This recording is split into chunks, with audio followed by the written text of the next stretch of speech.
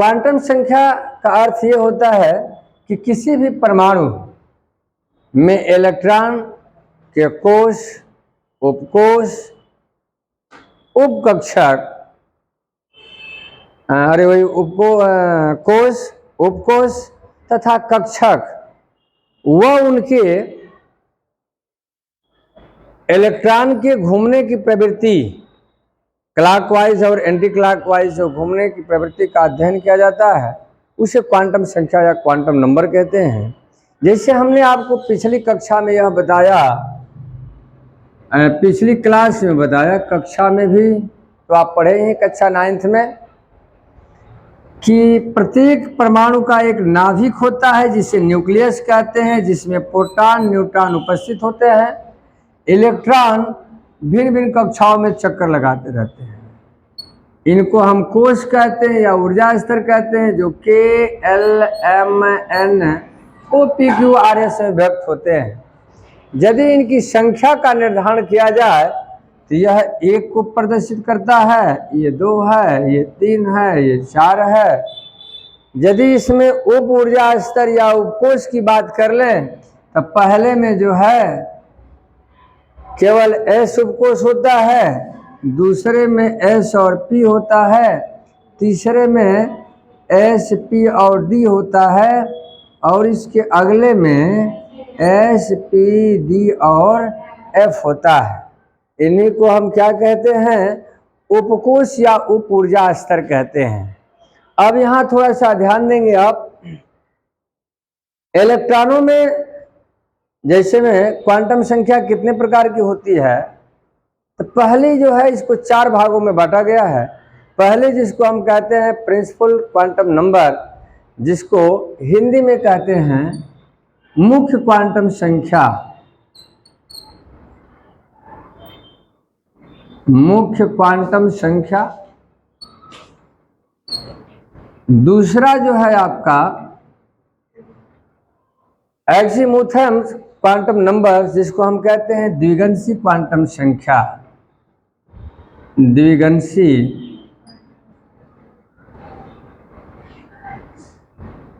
Quantum संख्या। आपका तीसरा जो होता है मैग्नेटिक क्वांटम नंबर, जिसको हम कहते हैं चुंबकीय क्वांटम संख्या, ये कहते हैं। चौथा जो होता है जिसे हम कहते हैं स्पिन क्वांटम नंबर, चक्रण क्वांटम संख्या, चक्रण क्वांटम संख्या। यही आपकी 4 क्वांटम नंबर है, इसको ध्यान से समझेंगे। मैं प्रयास करूंगा कि बिल्कुल एक ही शॉर्ट में आपका पूरा कंप्लीट हो जाएगा और अच्छे से आप समझ लेंगे। मुख्य क्वांटम संख्या, जिसको प्रिंसिपल क्वांटम नंबर कहते हैं, यह किसको प्रदर्शित करता है? तो जो आप मुख्य क्वांटम संख्या देख रहे हैं, यह मुख्य क्वांटम संख्या किसी भी, जैसे मैं पिछले क्लास में, मैंने पिछले लेक्चर में आपको बताया है कि इलेक्ट्रॉन के भरने के नियम में आपको अफबाउ का नियम बताया, या N+L का नियम बताया, या हुंड का नियम बताया।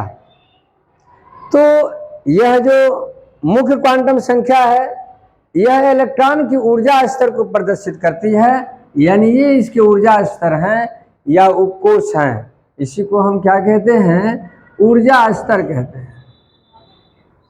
ये ऊर्जा स्तर को प्रदर्शित करता है या कोश को प्रदर्शित करता है, या इसको अंग्रेजी में सेल कहा जाता है, जो आप देख रहे हैं KLMNOPQRS है।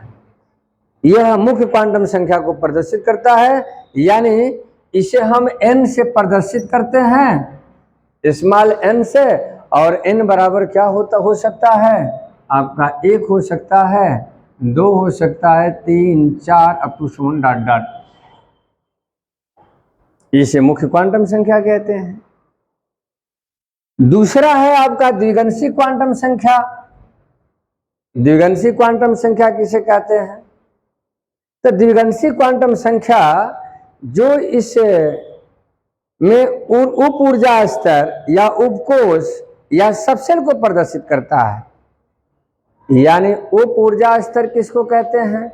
यही जो हमने लिखा है S, P, D और F, यही उपकोष को प्रदर्शित करते हैं। यही उपकोष है जिसमें मैंने बताया कि S में अधिकतम इलेक्ट्रॉनों की संख्या कितनी हो सकती है? 2, P में कितनी हो सकती है? 6, D में 10 और F में 14। जैसे आपने देखा कि पहली जो आपकी सेल है इसमें सबसेल केवल एक है, यस है। दूसरी जो आपकी उप ऊर्जा उपकोष है इसमें 2 केवल उपकोष हो सकते हैं, S और P, और बाउ के नियम के अनुसार भी बताया मैंने, और N+L के नियम के अनुसार भी बताया। तीसरा जो आपका ऊर्जा स्तर है जिसमें S,P,D होता है, चौथे में S,P,D,F होता है।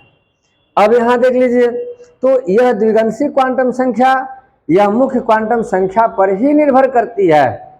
इसे स्मॉल l से प्रदर्शित करते हैं और स्मॉल l का मान जो होता है क्या 0 से लेकर n-1 तक होता है। 0 से लेकर n-1 तक होता है। इतने तक होता है। ये यानी स्पष्ट हो गया कि यदि आप पहले समझ लीजिए, सबको तब उदाहरण देकर बता रहा हूं। दूसरा जो है मैग्नेटिक क्वांटम नंबर, जिसको हम कहते हैं चुंबकीय क्वांटम संख्या, जिसको हम स्मॉल m से प्रदर्शित करते हैं। यह क्या दर्शाता है? तो यह उपकोष में, जैसे हमने आपको पढ़ाया था, बताया था, इधर देखिए दिखा दे रहा हूं या यही दिखा दे रहा हूं। हमने ये आपको बताया है कि न्यूक्लियस है और ये आपका क्या है? ऊर्जा स्तर है, KLMNOPQRS है। इसमें जो है आपके उपकोष हैं, ये आपके उपकोष है। हमने कहा कि जो आप देख रहे हो KLMN, ये आपकी क्या है? कक्षा है, या इसी को हम कहते हैं सेल, या इसी को ऊर्जा स्तर या कोष कहते हैं। और प्रत्येक कोष में जैसे आपका यहाँ K हो गया, L हो गया, M हो गया। K में कितने उपकोष होते हैं? केवल एक। L में कितने होते हैं? SP। M में कितने होते हैं? SP और D होते हैं। तो ये जो है आपका ये N को दर्शाता है, मुख्य क्वांटम संख्या को दर्शाता है। ये जो आपके उपकोष हैं ये ऑक्सीमोथन क्वांटम नंबर्स हैं, जिसको हम द्विगंशी क्वांटम संख्या कहते हैं, जो स्मॉल n से प्रदर्शित करते हैं। इसके बाद जो ये आपका S है, जिसमें कक्षक कितने होते हैं, ऑर्बिटल कितने होते हैं? 1। P में कितने होते हैं? आपके 3, ये भी मैंने आपको बता दिया। आपके D में कितने होते हैं? 5। F में कितने होते हैं? 7, जिसको हम कहते हैं कक्षक या ऑर्बिटल कहते हैं।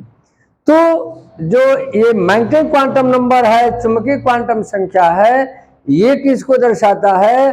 तो उपकोष में कक्षक को प्रदर्शित करता है। यानी इसमें कितने कक्षक हैं उनको प्रदर्शित करता है, जिसे हम किससे प्रदर्शित करते हैं? m से प्रदर्शित करते हैं। यानी स्मॉल m का जो मान होगा वह भी द्विगंशी क्वांटम संख्या पर निर्भर करता है। इसकी डिफिनेशन आप क्या दोगे? यही कि चुंबकीय क्वांटम संख्या यह द्विगंशी चुंबकीय क्वांटम संख्या या उपकोष में उपस्थित कक्षक को प्रदर्शित करता है, ऑर्बिटल को प्रदर्शित करता है।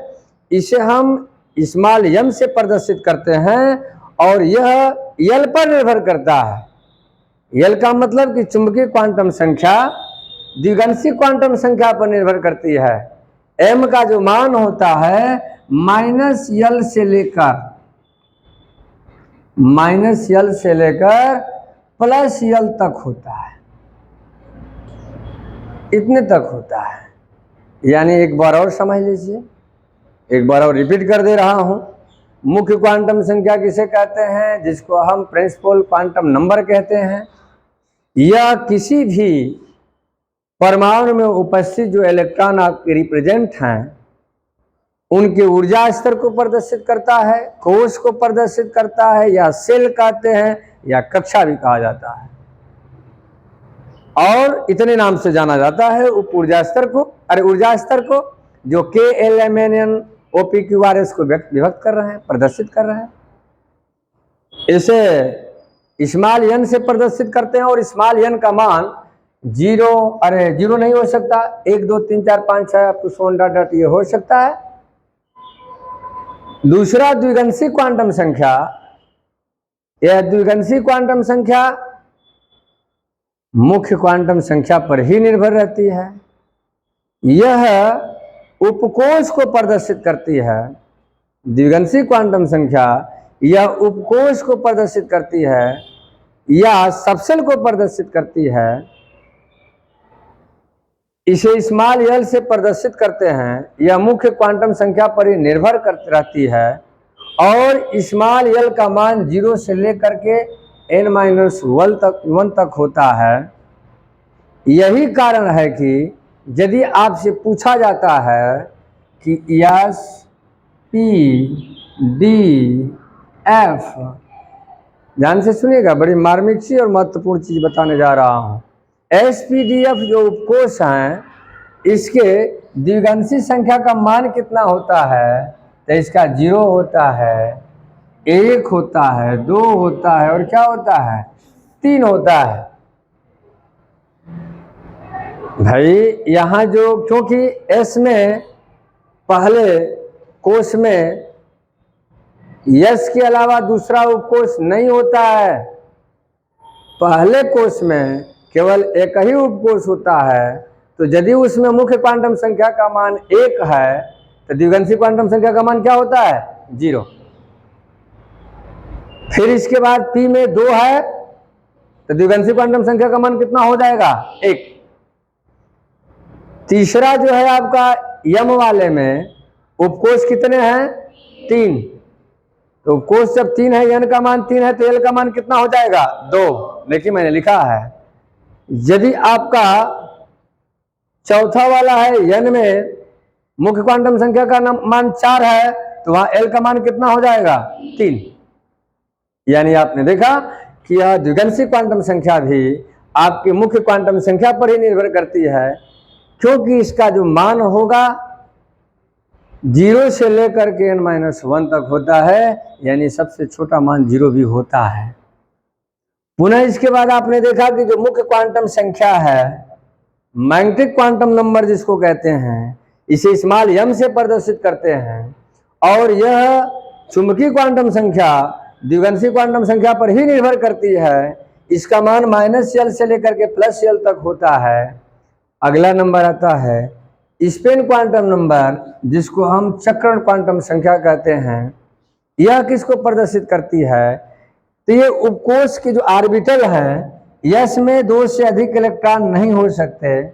यहाँ ध्यान देंगे तो यह जो है 2 कंडीशन में मूवमेंट करते हैं। एक क्लॉकवाइज जो ऊपर देख रहे हो बेटा, जो ऐसे तीर जो बनी है, इसका मतलब कि इस तरह से गति कर रहा है, जिसको हम क्लॉकवाइज कहते हैं। और जो नीचे को दिखाई दे रहा है ऐसे, इसकी दिशा किधर है? इस तरह से है, एंटी क्लॉकवाइज। तो वह जो इस कक्षा ऑर्बिटल में, कक्षा और कक्षक में अंतर है। कक्षा कोष को कह सकते हैं, लेकिन कक्षक उपकोष में जो उपस्थित है, S उपकोष में कक्षक की संख्या 1 होती है, P उपकोष में कक्षक की संख्या 3 होती है, D उपकोष में कक्षक की संख्या 5 होती है, F उपकोष में कक्षक की संख्या 7 होती है, जिसको ऑर्बिटल कहते हैं। उसी के अंदर इलेक्ट्रॉन जो है यह जुग्मित अवस्था में पाए जाते हैं। जैसे में यहाँ देखिए, यहाँ आप देखेंगे ये P वाले में तो पहले का PX है, ये PY नाम है इसका, इसी को PZ कहते हैं, और इसमें जो इलेक्ट्रॉन है वह क्या होते हैं, बिल्कुल क्लॉकवाइज और एंटी क्लॉकवाइज इस तरह से यह गति करते रहते हैं। ये इनकी स्थिति होती है। तो जो हमारी चौथे नंबर पर स्पिन क्वांटम नंबर है, इसको हम एस से प्रदर्शित करते हैं, और यह क्वांटम संख्या स्पिन क्वांटम नंबर किसको प्रदर्शित करता है, तो जो उस कक्षक में या ऑर्बिटल में उपस्थित इलेक्ट्रॉन है उनकी गति को, तो वह दो ही तरह की गति करते हैं, एक क्लॉकवाइज, तो जो क्लॉकवाइज गति करते हैं तो हाफ प्लस 1/2, और जो एंटी क्लॉकवाइज गति वहाँ करते हैं -1/2।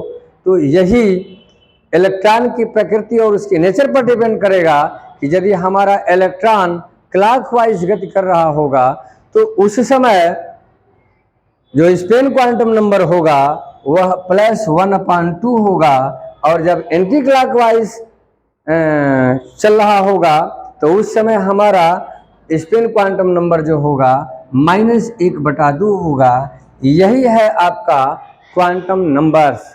यही 4 प्रकार की क्वांटम संख्याएं होती हैं जिस पर अक्सर सवाल परीक्षा में पूछा जाता है। कोई ऐसा एग्जाम न हो जिसका सवाल परीक्षा से न हो। बिल्कुल केमिस्ट्री में आप देखेंगे, कल भी आपका नीट का पेपर था, उसमें कल भी क्वांटम संख्या से रिलेटेड एक सवाल बहुत महत्वपूर्ण आया था। तो इससे गला आपका छूटने वाला नहीं है। कोई ऐसा कॉम्पिटिटिव एग्जाम न हो यदि उसमें केमिस्ट्री आपकी विषय है तो उससे क्वेश्चन सवाल निश्चित रूप से आते हैं। जैसे में हम उदाहरण आपको लेकर के बता दे रहे हैं, सवाल इसमें किस तरह के आते हैं, यहाँ देख लीजिए। जैसे एक सवाल हमने ले लिया, कह रहा है कि कार्बन के अंतिम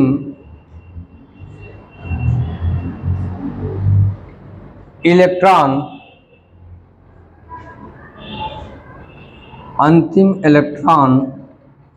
की चारों क्वांटम संख्याओं को ज्ञात कीजिए कि चारों क्वांटम संख्याओं को ज्ञात कीजिए। ध्यान दीजिएगा, हम इसकी चारों क्वांटम संख्याओं को ज्ञात करना चाह रहे हैं। कैसे हल करेंगे भाई? कार्बन कै नंबर का तत्व है ये बच्ची बताएगी। खड़ा जा बेटा। कार्बन, हाँ, कार्बन का संकेत क्या होता है? कार्बन का संकेत क्या होता है? अरे इधर देखो, उधर क्या देख रहे हैं? सी। इसका एटॉमिक नंबर कितना होता है? 6। और इसका परमाणु भार कितना होता है? 12। जब आप 6 का इलेक्ट्रॉनिक विन्यास कर देंगे, धन्यवाद, बैठ जाइए। 6 का इलेक्ट्रॉनिक विन्यास आप करेंगे तो यही होता है 1s2 2s2 और 2p कितना हो जाएगा? 2। देख लेंगे आप। यदि इनमें आप देख रहे हैं पहले कक्षा में कितने हैं? 2, दूसरे में कितने हैं? 4। ये हुंड के नियम के अनुसार यदि इनको आप व्यवस्थित करोगे तो यही होगा। पहले आपका S 1s होगा, ये आपका 1s हो गया, 1s2। तो यहाँ आपके इलेक्ट्रॉन ये फिलअप हो जाएंगे। फिर यहाँ देखिए आपका ये 2s होगा, ये देखिए ऐसे होगा, ये आपका 2s2 हो गया, इसमें भी 2 इलेक्ट्रॉन हो जाएंगे। ये जो P2p है यह कितने भागों में बटा रहता है? 3 भाग में। यही आपका क्या है? px है, ये py है, और ये क्या है? pz है। नेक्स्ट लेक्चर में मैंने आपको पूरा विधिवत समझाया था और बताया था हुंड के नियम को। तो अब देखिए इसमें P में अधिकतम इलेक्ट्रॉन के भरने की संख्या कितनी होती है? 6 भर सकते हैं। हुंड ने यह कहा कि सबसे पहले इलेक्ट्रॉन यानी इलेक्ट्रॉनों का युग्मन तभी होता है जबकि कोई भी खाली कक्षक इलेक्ट्रॉनों की अनुपस्थिति में न हो, यानी हर कक्षक में एक एक इलेक्ट्रॉन क्या हो? सबसे पहले भरते हैं। तो जैसे में देखिए पहले इसमें एक एक इलेक्ट्रॉन आपके प्रवेश करेंगे क्लॉकवाइज, ये बिल्कुल क्लॉकवाइज जो है यानी दक्षिणावर्त दिशा में, घड़ी के घूमने की दिशा में इलेक्ट्रॉन सबसे पहले एक एक क्या करेंगे, इसमें प्रवेश करेंगे। अब यहां देख लीजिए सवाल हमारा क्या है, कार्बन के अंतिम इलेक्ट्रॉन की चारों क्वांटम संख्या ज्ञात करना है। बड़ा बढ़िया सवाल है, ध्यान से देखेंगे। कार्बन, तो कार्बन का अंतिम इलेक्ट्रॉन कब भरेगा, तो सबसे पहले तो 1s में जाएगा अफवाह के नियम के अनुसार या n+l के नियम के अनुसार। तो आपकी 1s कक्षक जो है, ऑर्बिटल जो है भर जाएगा। इसके बाद 2s में प्रवेश करेगा। जब यह भर जाएगा तब इसके बाद किस में जाएगा, p वाले में, 2p में। तो 2p में जाएगा तो इनमें कक्षक की ऑर्बिटल की संख्या कितनी होती है, 3। एक का नाम है px, py और pz, ये होता है। तो सबसे पहले एक इलेक्ट्रॉन देखिए 4 हो गए, 5वां इलेक्ट्रॉन आपका px में जाएगा जो क्लॉकवाइज होगा, 6वां py में जाएगा जो भी क्लॉकवाइज होगा, 7वां pz में जाएगा जो क्लॉकवाइज ही होगा। और इस नहीं, ये 4 हो गए ना, हैं? अरे आपके 2 इसमें हो गए, तो अच्छा 2 ही इलेक्ट्रॉन है, सॉरी हम ध्यान नहीं दिए, 2 ही इलेक्ट्रॉन है भाई। तो आपके कहाँ जाएंगे, ये अंतिम जो 6वां इलेक्ट्रॉन होगा वो किस में जाएगा, py में जाएगा।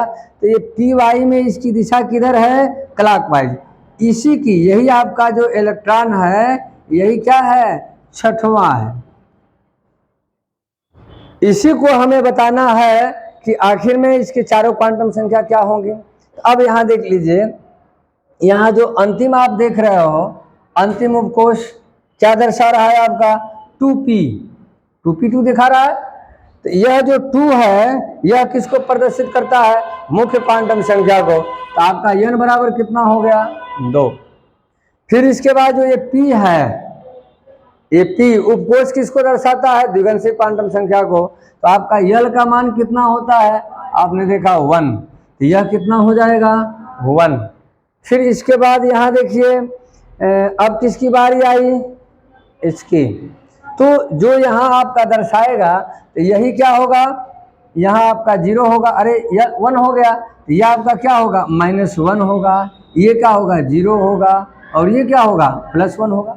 यहाँ ऊपर लिख दे रहा हूँ, ये -1 को दर्शाएगा, और ये किसको दर्शाएगा, 0 को, और ये किसको दर्शाएगा, +1 को।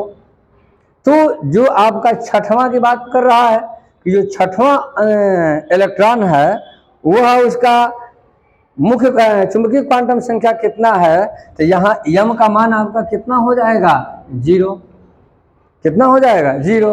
फिर इसके बाद यश की बात कह रहा है कि यह जो स्पेन क्वांटम नंबर है यह किसको दर्शा रहा है।